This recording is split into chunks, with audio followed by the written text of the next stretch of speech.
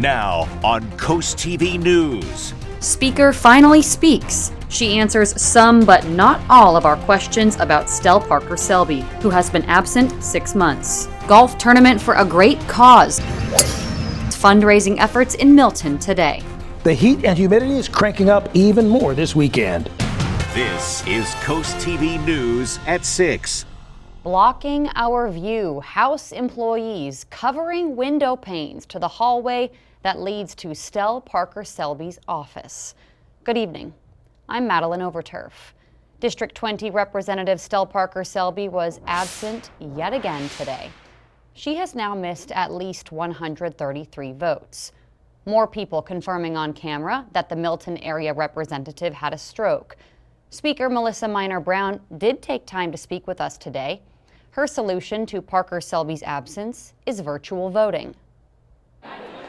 Madam Speaker, is Stell Parker Selby fit to serve? Good to see you. Good to see you too. Is Stell Parker Selby fit to serve? Walk with me, because I got to get to the bathroom. Okay, I'm happy to walk with you. Is she fit to serve? Is she fit to serve? The people are wondering. They haven't heard anything about her health other than that she's healing. They're not sure if she's fit to serve. Wait, let me get through all these people. Sure, right sure. now. No problem. No problem. It's not really my place to speak with you about Rep. Parker Selby's status. I think that is her personal business. Do you have another question? My question would be, if someone's been absent for 6 months and no one's voting on their behalf, do you think that's acceptable? You know what? I think you have a point. And so what we've been doing is we're working with our colleagues. We're going to focus on getting virtual voting passed through our rules. And then that way we can most likely see Rep. Parker Selby. Do you think that will happen before the end of this session? We're working on it.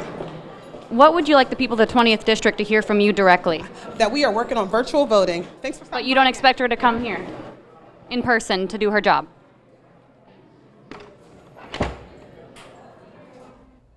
Notice the speaker did not answer if Stell Parker Selby was well enough to serve.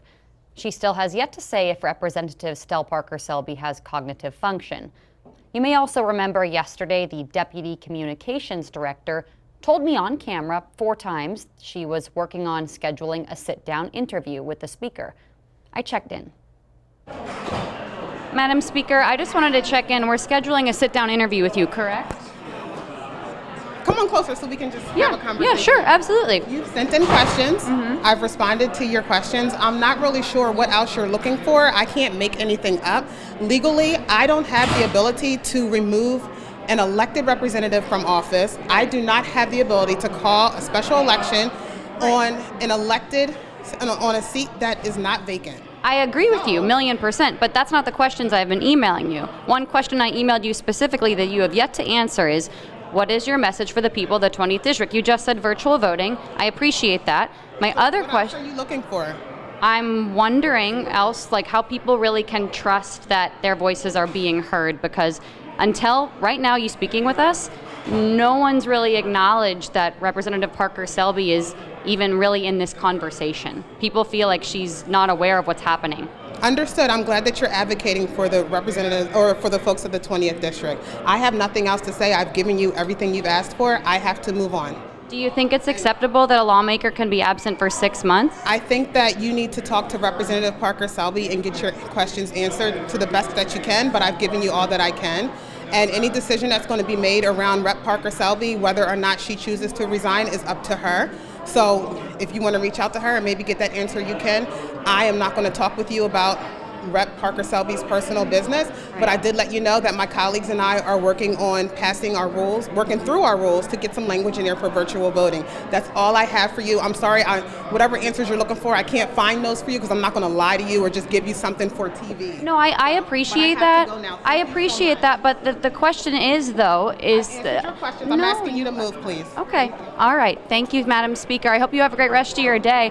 I'm looking forward to scheduling that sit-down interview, which Quinn's promised that she was going to be working on. Linda has answered all of your questions. She has not answered all of my questions. She has answered all of your questions. She has not answered all of my questions. People don't trust. It's a different answer. It's okay. If anything, I'm sorry you're not happy with the answers, but she's answered everything multiple times. I think people just want to have some transparency, and they feel like there's no transparency in this situation. I think every answer you gave today was much appreciated, but people feel like there's no transparency on if our legislator even has cognitive function. Madam Speaker, Madam Speaker, I understand that you don't want to speak on Representative Parker Selby, but you are leader of the House. Why won't you call for her to resign? You could at least call for her resignation if you feel like she is not doing her job. You got all these beautiful women following you around. You know what, and I'm trying to make sure that I'm like walking right, I got my strut together, because I mean the camera is literally on me the whole time I'm in this building. You are the Speaker of the House, and a lot of people want to hear directly from you. Thank you. The question you have not answered is why you're not calling for her resignation. I understand you don't want to speak about her personal medical matters, but this is a matter of someone who hasn't been here publicly. And do you think it's acceptable for somebody to vote like remotely and people have not even seen that she's able to vote? People don't trust that she's able to vote. Are you hiding something? Madam Speaker. Whatever you're looking for, I don't know where to tell you to find it. I'm sorry. I can't just make something up for you, but I am going to ask you to please remove yourself from my personal space. I will Excuse not me. follow you in your private area. I look forward to that sit down that Quinn promised. Have a good day. You too. The Speaker just told me she can't make something up for me. Here's a few questions that the Speaker can answer, but she has chosen not to. Does Stell Parker Selby have the cognitive function to serve? That's a yes or no question. Why isn't the Speaker calling for Stell Parker Selby to resign? I told her people don't trust that Parker Selby is even able to vote. Is she hiding something? That's also a yes or no question. Remember, even if virtual voting becomes part of the House procedures, the people of the 20th District have yet to see Stell Parker Selby at any official function. In fact, the only image released of Stell Parker Selby this year is this one, from her swearing in at home. You can see Speaker Melissa Minor Brown to the left of Parker Selby, just above her head. Parker Selby is notably in a wheelchair, which she previously did not use. Another person in this photo is former Speaker of the House Pete Schwarzkopf, standing next to the current Speaker in this photo, and here's what he had to say about that swearing in March. When I was there, she's cognitive. She had trouble with her speech, those type of things, but she's progressing, and as long as she progresses, I think she should be allowed to do what she's doing right now. So. What do you want to say to the people? It's like if somebody had a heart attack, and it's going to take them 6 months to recover from a heart attack, we would allow that to happen. But people aren't voting. No one's voting for the people. Well, they also have a senator, too, that votes for them, and she has an office full of people that are helping out on issues in the district. So. They're not responding to our calls, though. Well, but guess what? It ain't my business. It's not my problem anymore. So. Thank you for your time. Okay, thank you. The Speaker told me to reach out to Stell Parker Selby directly. We did. Her aide told us all media requests have to go through the communications office, but they can respond to any constituent needs. You might not know this, but our newsroom is in the 20th District. So we asked, in part as being part of the 20th District, if Parker Selby is fit to serve or aware of what's happening right now. Here's what her aide said, quote, "It is not appropriate for me to share information about my representative's personal health details." The aide said he can help with things like road projects, drainage issues, and housing assistance. You might recall we told you we spoke with Thomas Reed, a professor at Widener University. He made clear, as the Speaker said, there's no way to impeach or remove a member from their seat due to an absence like this. The professor said there's no way for the governor to remove a member of the legislature either. Reed says the only way Parker Selby's seat is vacated is if she resigns on her own accord. Well, let's talk about two things: frustration and the law. The law pretty well protects the seat of members of the House of Representatives from removal because we don't like the way they behave. That's to amount, as I said before, to something that would be criminal or something that would be misconduct, if not criminal. Now, whether this constitutes misconduct sufficient to lead to an expulsion vote, you need a 2/3 majority of the House to do it. Professor Reed says expulsion vote is very unlikely to happen. And again, right now, only Republicans are calling on Stell Parker Selby to resign. Many of you have asked what can be done if Stell Parker Selby does not resign or return. Here's what Representative Tim Dukes and Governor Matt Meyer said when we asked about the people of the 20th District not having a vote. And so those 23,000 people need to send emails and need to call. They need to express their frustration, their concern, and to let the legislature know, and so that we can move forward. And I think if people truly believe that they're not represented and need representation, they should mobilize and organize. If they make it clear to me, I have not heard much from that district directly to our office. I think this is the first time anyone from the media has asked about it. Really? But if I do hear directly from members of that district, they feel unrepresented and they feel like the governor should take action. Like anything else, I will take action. One other thing many of you asked, is Stell Parker Selby getting paid while absent? Lawmakers tell us yes. Representative Dukes said it's about $55,000 a year for the salary. We're told Parker Selby is also entitled to a pension as she worked for Cape Henlopen Schools for over 30 years. And she's old enough to qualify for Medicare, so even if she wasn't a representative, she would still have health insurance. Lastly tonight, many of you have told us you fear Stell Parker Selby doesn't know what's going on because you say this whole situation is contrary to her character. If Stell Parker Selby is watching this, we wish you well. We would like to speak with you. The people of the 20th District would love answers on your ability to serve, as leaders still fail to answer that question. We'll stay on this story as the House reconvenes on Tuesday. All of this bringing us to our Coast TV poll. We want to know what matters most in Stell Parker Selby's absence. Let's take a look at the updated results from the last news hour. Take a look at your screen, and 71%, that's gone up, say district representation, 21% say answers from leadership, and 8% say the rep's health. If you haven't voted on this yet, you can still do that at coasttv.com or the mobile app, and we'll be sure to update you tonight at 11. And for all of our past reporting and full interviews, you can visit coasttvnews.com. We do have more news to get to this evening, a preview into tonight's episode of Into the Trenches, along with a look at Game 4 of the Stanley Cup Finals. And we'll have some spotty showers showing up over the weekend. More on that coming up. But first, turning tragedy around, how one family is honoring their son's legacy by giving back to Delaware youth. That's up next in Coastal Connections when we're back in just 60 seconds.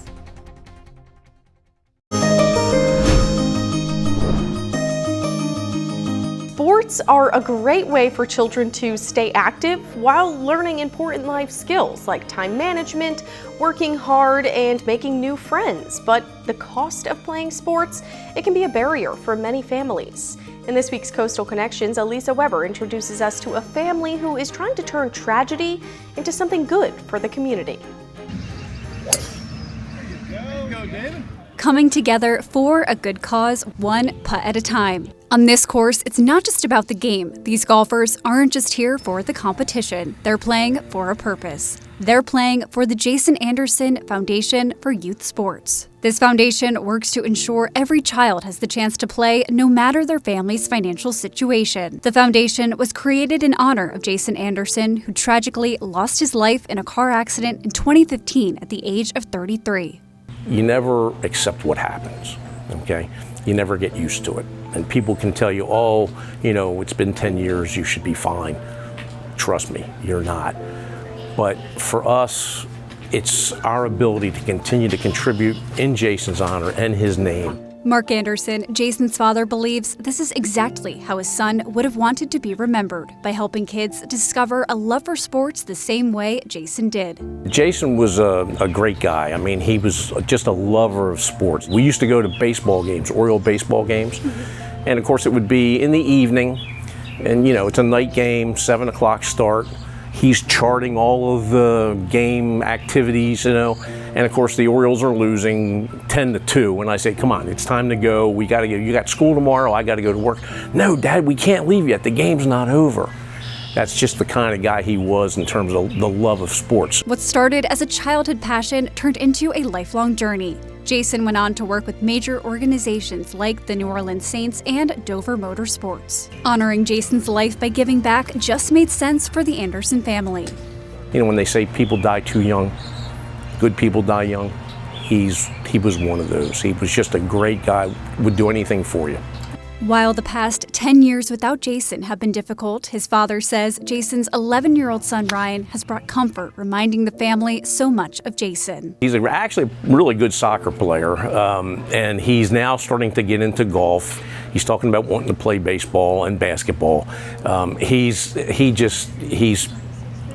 The apple doesn't fall far from the tree, and that one didn't fall far from the tree. He is just like Jason. Since it began in 2016, the Jason Anderson Foundation has raised $80,000 for the community. Jason carried the lessons he learned in sports with him throughout his entire life, and now many children across Delaware will get to learn those same values. Teamwork, that leadership, that friendship, those are things that will last you a lifetime. For Coastal Connections, I'm Elisa Weber.